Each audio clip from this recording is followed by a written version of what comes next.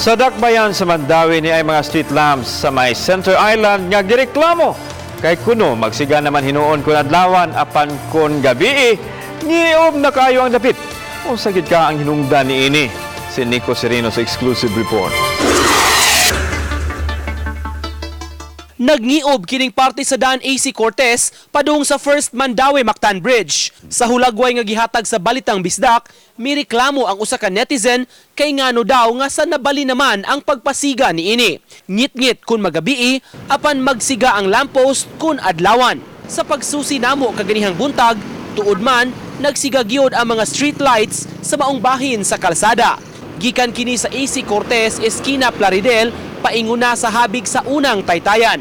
Pasado alas 9 na karon og hapit na gani mag alas 10 sa buntag apan pabilin nga nagsiga kining pipila ka mga lamppost dinhi ni maong stretch sa daan AC Cortez dinhi sa dakbayan sa Mandawi. Sukwahi kini sa obserbasyon sa usa ka netizen nga kun magabii hinuon matud pa ngit-ngit kining maong dapita.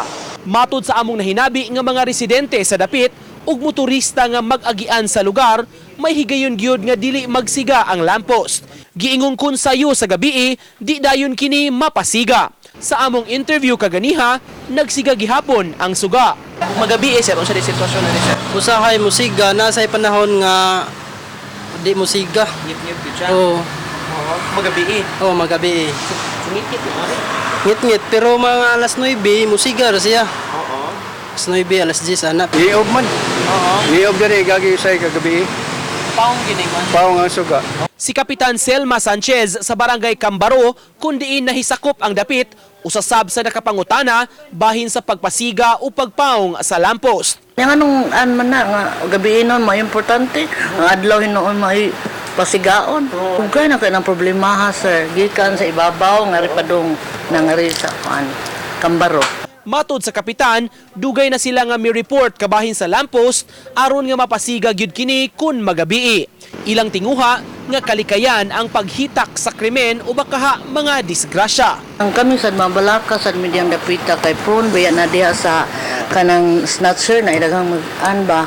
So gusto sa aming masiga sa na diyang Dapita.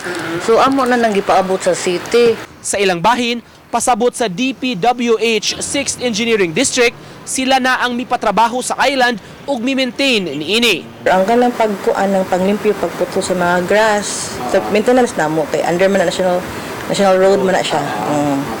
Kana pag-painting sa Center Island ana pero ang electricity ana murag na turnover naman na siya. Gikatakda pa sab namong kuhaon ang habig sa syudad kabahin sa maong isyu. Uban ni Godfrey Relien, Nico Sereno, Balitang Bisdak.